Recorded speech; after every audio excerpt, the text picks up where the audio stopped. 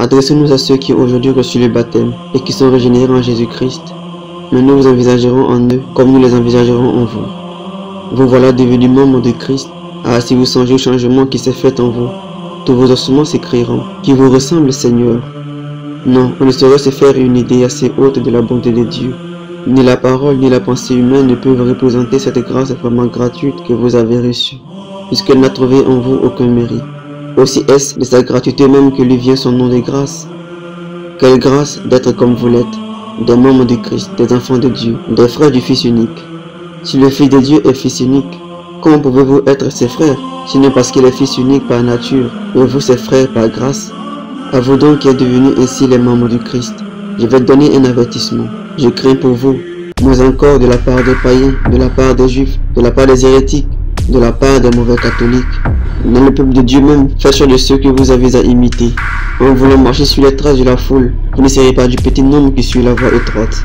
Éloignez-vous de la fornication, du vol, de la fraude, du parjure, de tout ce qui est interdit, des querelles. Ayez horreur de l'ivresse, et redoutez l'adultère comme la mort.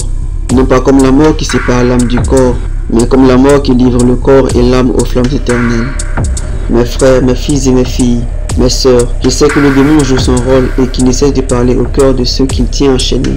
Je sais qu'aux fornicateurs, aux adultères qui ne se contentent point de leur épouse, il dit secrètement, ces péchés de la chair ne sont pas un grand mal. Ah, comme cette insinuation perfide, appelez à notre secours l'incarnation du Christ. Voilà bien le moyen employé par l'ennemi pour entraîner les chrétiens aux jouissances charnelles. C'est de leur montrer comme léger ce qui est grave, comme aimable ce qui est affreux, comme doux ce qui est amer. Mais qu'importe que Satan représente comme léger ce que le Christ nous assure être grave. Est-ce d'ailleurs pour la première fois que le démon dit aux chrétiens, il n'y a pas grand mal dans ce que tu fais? Tu pêches dans ton corps, est-ce dans ton âme? Les péchés de la chair s'effacent aisément. Dieu les remet facilement. Pourquoi s'étonner de cela? N'est-ce pas le même artifice qu'il employa au paradis quand il disait « Mangez et vous serez comme des dieux, vous ne mourrez pas ?» Dieu avait dit « Le jour où vous en mangerez, vous mourrez de mort. » L'ennemi vient et dit au contraire « Vous ne mourrez pas, mais vos yeux s'ouvriront et vous serez comme des dieux. » On laissa de côté la défense de Dieu pour écouter l'insinuation du diable.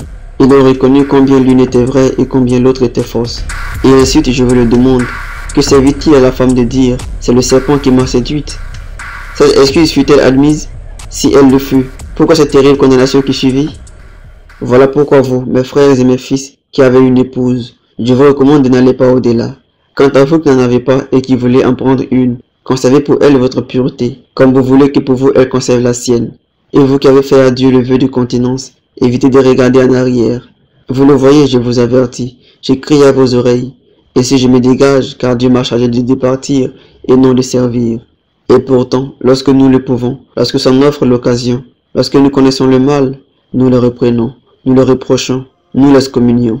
Mais hélas, nous ne le détruisons pas. Pourquoi? C'est que ni celui qui plante, ni celui qui arrose ne sont quelque chose, mais Dieu qui donne l'accroissement. Maintenant donc que je vous parle, que je vous avertis, que faut-il, sinon que Dieu m'exauce et qu'il agisse en vous, c'est-à-dire dans vos cœurs. Voici quelques mots encore que je vous recommande. Ils sont de nature à effrayer les fidèles et à vous porter au bien. Vous êtes membres du Christ. Écoutez donc, non pas moi, mais l'apôtre. Prendrez, dit-il, les membres du Christ pour en faire les membres d'une prostituée? Mais je ne prends de prostituée, c'est une concubine. Ô Saint-Évêque, irez-vous dire que ma concubine soit une prostituée? Est-ce donc moi qui l'ai dit? C'est l'apôtre qui le crie. Et c'est moi que tu accuses? Je vais te guérir. Pourquoi te jeter sur moi comme un furieux? Toi qui tiens ce langage, as-tu une épouse? Oui.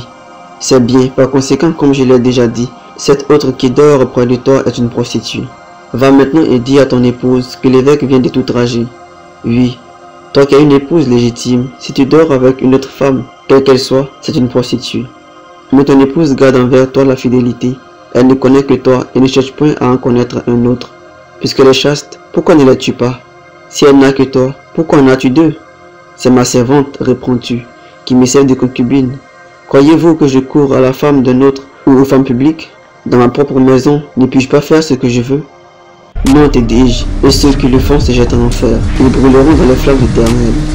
Je demande qu'on se corrige de ces désordres pendant qu'on est encore en vie, dans la crainte que plus tard on ne le puisse tout en le voulant. Car la mort vient soudain. Il n'y a plus alors à se corriger, mais à se jeter au feu. Comment? On ne sait à quel moment arrive la dernière heure et l'on dit, je vais me corriger.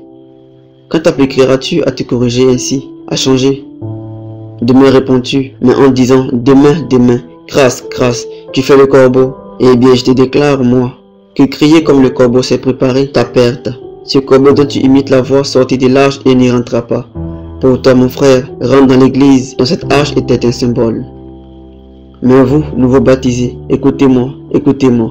Vous qui venez d'être régénérés par le sang de Jésus-Christ, je vous en conjure donc par le nom que vous avez reçu, par ces sacrements auxquels vous avez été admis, par celui qui viendra juger les vivants et les morts. Je vous en conjure, je vous adjure au nom de Jésus-Christ. N'imitez point ceux en qui vous reconnaissez une telle conduite. Ah, conservez en vous la grâce du sacrement. Si le Fils de Dieu n'a point voulu descendre de la croix, c'est qu'il voulait sortir vivant du tombeau.